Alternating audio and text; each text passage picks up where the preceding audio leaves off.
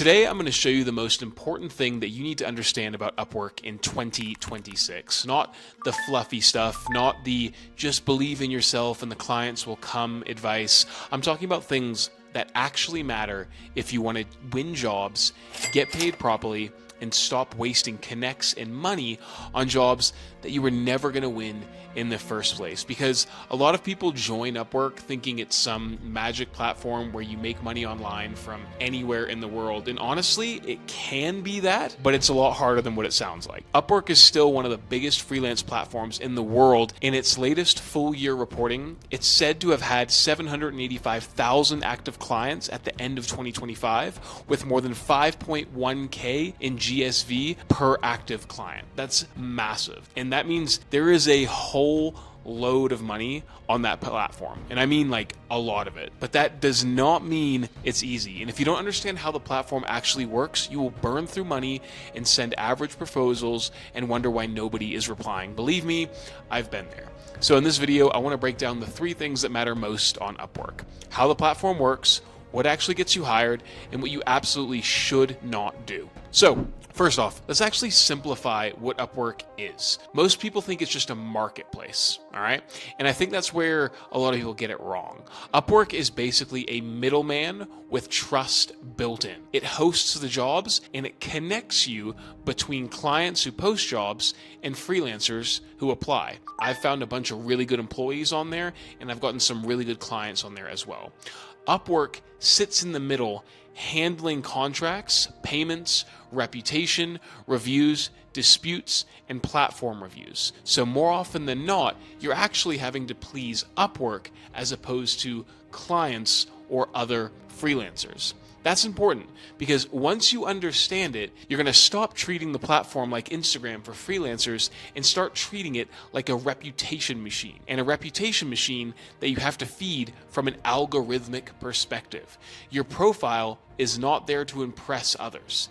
It's there to reduce risk for a client and for Upwork. That's it, all right? Now, the first thing you need to understand is this. Your proposal gets you seen, your profile gets you trusted, and your work gets you rehired. Most freelancers mess up the very first step. They obsess over writing these long cover letters that sound professional but say absolutely nothing. Here's what a client usually sees when you apply: your name, your photo, your title, your location, your badges, your job success score if you have one, your rate, your earnings, your skills, and the first part of your proposal.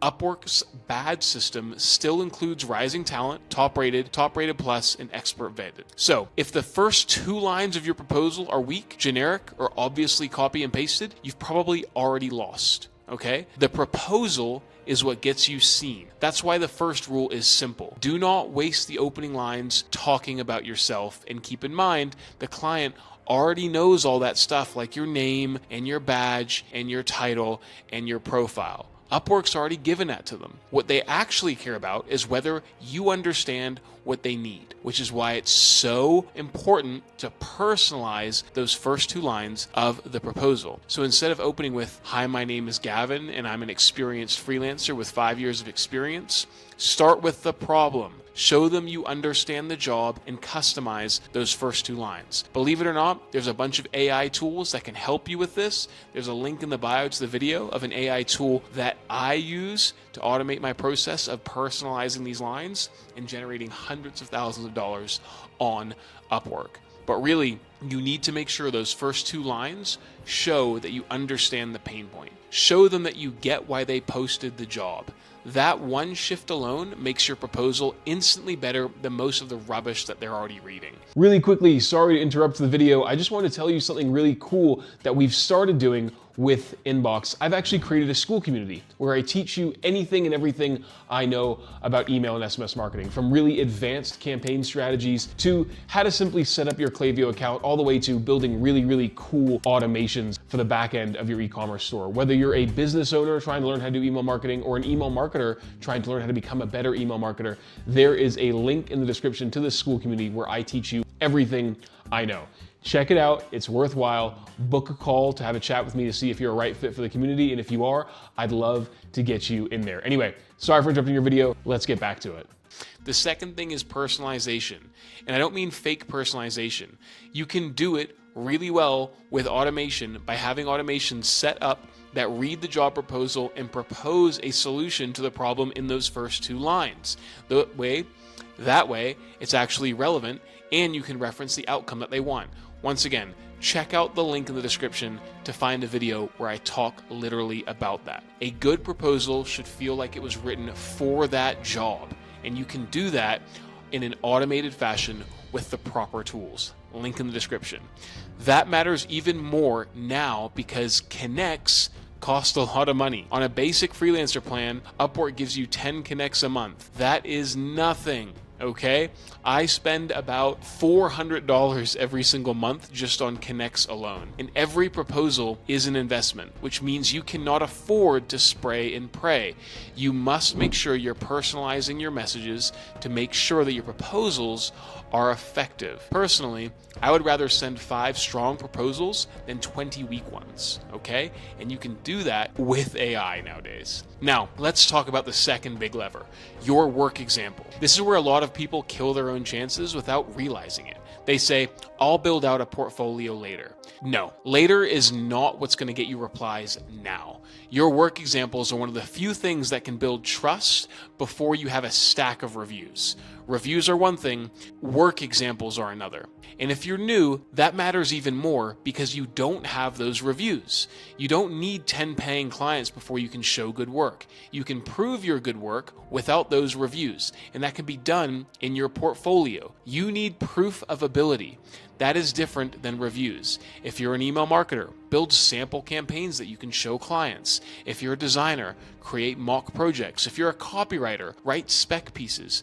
And if you're an automation specialist, map out flows and explain the logic. The point is not whether someone paid you for it. The point is whether the client can look at it and think, yep, this person can probably solve my problem. That is what a portfolio is supposed to do. It's not a museum, it's a sales tool. And if your portfolio is weak or full of random work that has nothing to do with the jobs you're applying for, then your profile is working against you.